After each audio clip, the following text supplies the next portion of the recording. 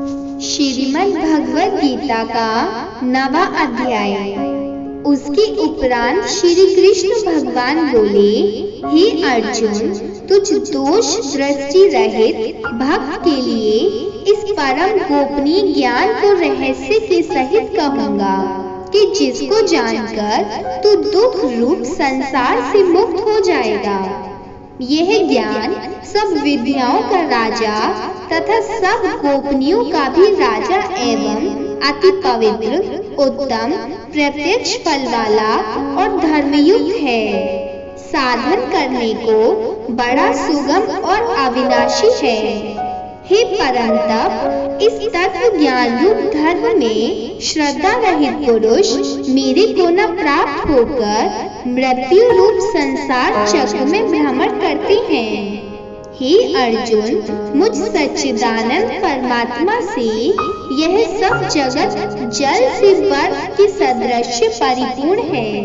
और सब भूत मेरे अंतर्गत संकल्प के आधार स्थित हैं। इसलिए वास्तव में मैं उनमें स्थित नहीं हूँ और वे सब भूत मेरे में स्थित नहीं हैं, किंतु मेरी योग माया और प्रभाव को देखकर कि भूतों का धारण पोषण करने वाला और भूतों को उत्पन्न करने वाला भी मेरा आत्मा वास्तव में भूतों में स्थित नहीं है। क्योंकि जैसे आकाश से उत्पन्न हुआ सर्वत्र विचरने वाला महान वायु सदा ही आकाश में स्थित है, वैसे ही मेरे संकल्प द्वारा उत्पत्ति वाले होने से संपूर्ण भूत मेरे में स्थित हैं। ऐसे जान। हे अर्जुन, कल्प के अंत में सब भूत मेरी प्रकृति को प्राप्त होते हैं, अर्थात प्रकृति में लय होते हैं और कल्प के आदि में उनको मैं फिर रचता हूँ। कैसे कि अपनी त्रिगुणमयी माया को अंगीकार करके स्वभाव के वश में परतंत्र हुए इस संपूर्ण भूत समुदाय को बारंबार उनके कर्मों के अनुसार रचता हूँ। हे अर्जुन, उन कर्मों में आसक्ति रहित और उदासीन के सदृश स्थित हुए मुझ परमात्मा को वे कर्म नहीं बांधते। हे अर्जुन, मुझ अधिष्ठा के सकाश से यह मेरी माया चराचर सहित सर्व जगत को रचती है और इस ऊपर कहे हुए हेतु से ही यह संसार आवागमन रूप चक्र में घूमता है। ऐसा होने पर ही संपूर्ण भूतों के महान ईश्वर रूप मेरे परम भाव को न जानने वाले मूढ़ लोग मनुष्य का शरीर धारण करने वाले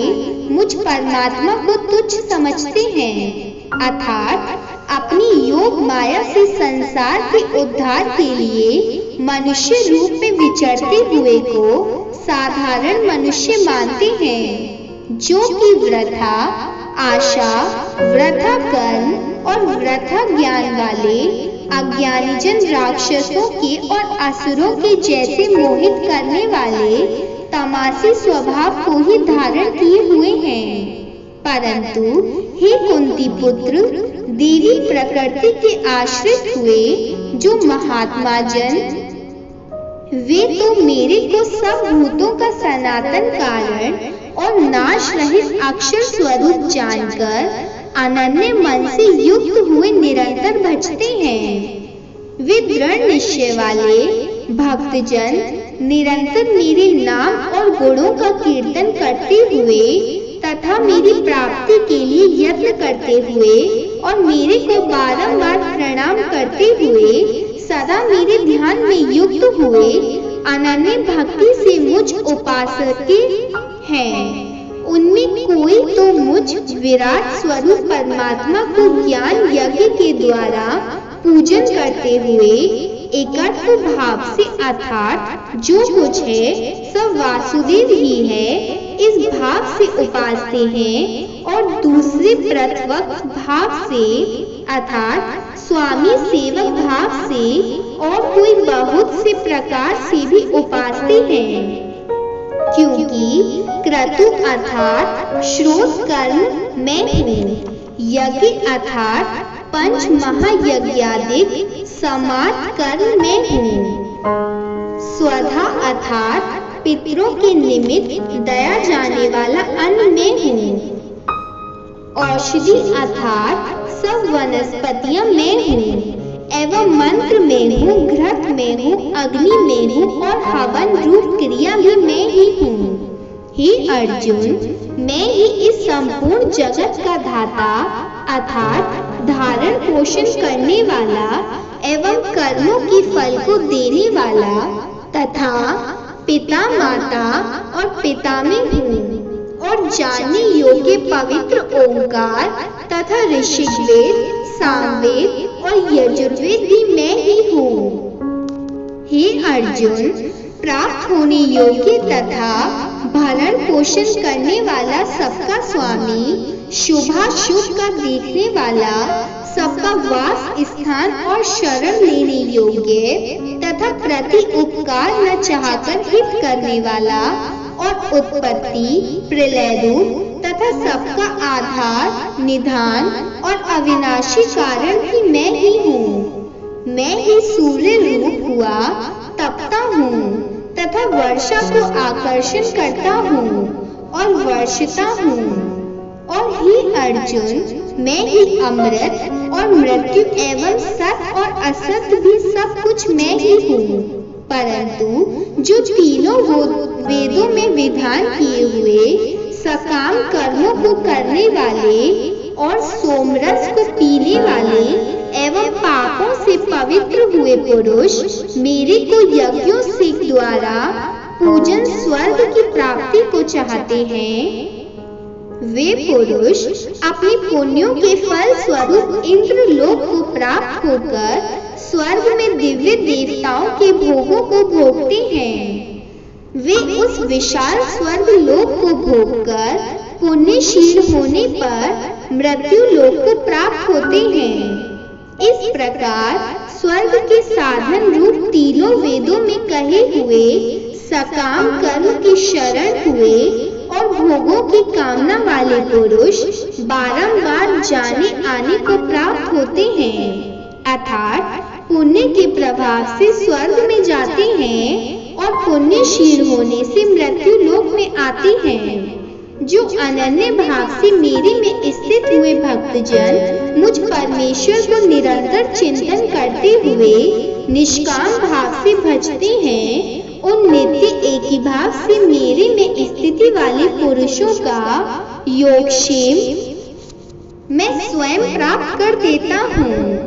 हे अर्जुन, यद्यपि श्रद्धा से युक्त हुए जो सकामी भक्त दूसरे देवताओं को पूजते हैं, वे भी मेरे को ही पूजते हैं, किंतु उनका वह पूजना अविधि पूर्वक है अर्थात अज्ञान पूर्वक है, क्योंकि संपूर्ण यज्ञों का भोक्ता और स्वामी भी मैं ही हूँ, परंतु वे मुझ आदि यज्ञ स्वरूप परमेश्वर को तत्व से नहीं जानते हैं, इसी से गिरते हैं अर्थात पूर्व जन्म को प्राप्त होते हैं। कारण यह नियम है कि देवताओं को पूजने वाले देवताओं को प्राप्त होते हैं, पितरों को पूजने वाले पितरों को प्राप्त होते हैं, भूतों को पूजने वाले भूतों को प्राप्त होते हैं और मेरे भक्त मेरे को ही प्राप्त होते हैं, इसलिए मेरे भक्तों का पूर्व जन्म नहीं होता। हे अर्जुन, मेरे पूजन में यह सुगमता भी है कि पत्र, पुष्प, फल, जल इत्यादि जो कोई भक्त मेरे लिए प्रेम से अर्पण करता है, उसे शुद्ध बुद्धि निष्काम प्रेमी भक्त का प्रेम पूर्वक अर्पण किया हुआ वह पत्र पुष्पादिक मैं सगुण रूप से प्रकट होकर प्रीति सहित खाता हूँ। इसलिए हे अर्जुन, तू जो कुछ कर्म करता है, जो कुछ खाता है, जो कुछ हवन करता है, जो कुछ दान देता है, जो कुछ स्वधर्म चरण रूप तप करता है, वे सब मेरे अर्पण कर। इस प्रकार कर्मों को मेरे अर्पण करने रूप संन्यास योग से युक्त हुए मन वाला तो शुभाशुभ फल रूप कर्म बंधन से मुक्त हो जाएगा और उनसे मुक्त हुआ मेरे को ही प्राप्त होएगा। यद्यपि मैं सब भूतों में संभाव से व्यापक हूँ, ना कोई मेरा अप्रिय और ना प्रिय है, परंतु जो भक्त मेरे को प्रेम से बचते हैं वे मेरे में और मैं भी उनमें प्रत्यक्ष प्रकट हूँ। मेरी भक्ति का और भी प्रभाव सुन। यदि कोई अतिश दुराचारी भी अनन्य भाव से मेरा भक्त हुआ मेरे को निरंतर भजता है, वह साधु ही मानने योग्य है,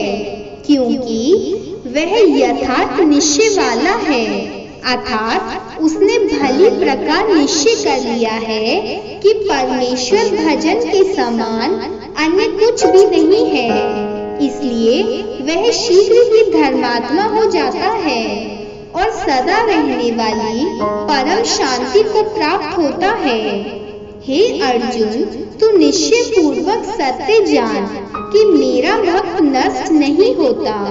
क्योंकि हे अर्जुन, स्त्री, वैश्य और शूद्रादिक तथा पाप योनि वाले भी जो कोई हुए वे भी मेरे शरण होकर तो परम गति को ही प्राप्त होते हैं। फिर क्या कहना है कि पुण्यशील ब्राह्मण जन तथा राजर्षि भक्तजन परम गति को प्राप्त होते हैं। इसलिए तू सुख रहित और क्षण भंगुर इस मनुष्य शरीर को प्राप्त होकर निरंतर मेरा ही भजन कर। अर्थात मनुष्य शरीर बड़ा दुर्लभ है, परंतु है निष्वान और सुख रहित। इसलिए काल का भरोसा न करके तथा अज्ञान से सुख रूप भासने वाला विषय भोगों में न फंसकर निरंतर मेरे ही भजन कर। केवल मुझ सच्चिदानंद वासुदेव परमात्मा में ही अनन्य प्रेम से नित्य निरंतर अचल मन वाला हो और मुझ परमेश्वर को ही श्रद्धा प्रेम सहित निष्काम भाव से नाम गुण और प्रभाव के श्रवण कीर्तन मनन और पठन पाठन द्वारा निरंतर भजने वाला हो तथा मुझ शंख चक्र गदा और किरीट कुंडल आदि भूषणों से युक्त पीतांबर वनमाला और कौस्तुभ भरमरी धारी विष्णु का मन वाणी और शरीर के द्वारा सर्वस्व अर्पण करके अतिशय श्रद्धा भक्ति और प्रेम से विफलता पूर्वक पूजन करने वाला हो और मुझ सर्वशक्तिमान विभूति बल ऐश्वर्य माधुर्य गंभीरता उदारता वात्सल्य और सुहृदा आदि गुणों से संपन्न सबके आश्रय रूप वासुदेव को विनय भाव पूर्वक भक्ति सहित साष्टांग दंडवत प्रणाम कर। इस प्रकार मेरी शरण हुआ तो आत्मा को मेरे में एकीभाव करके मेरे को ही प्राप्त होएगा।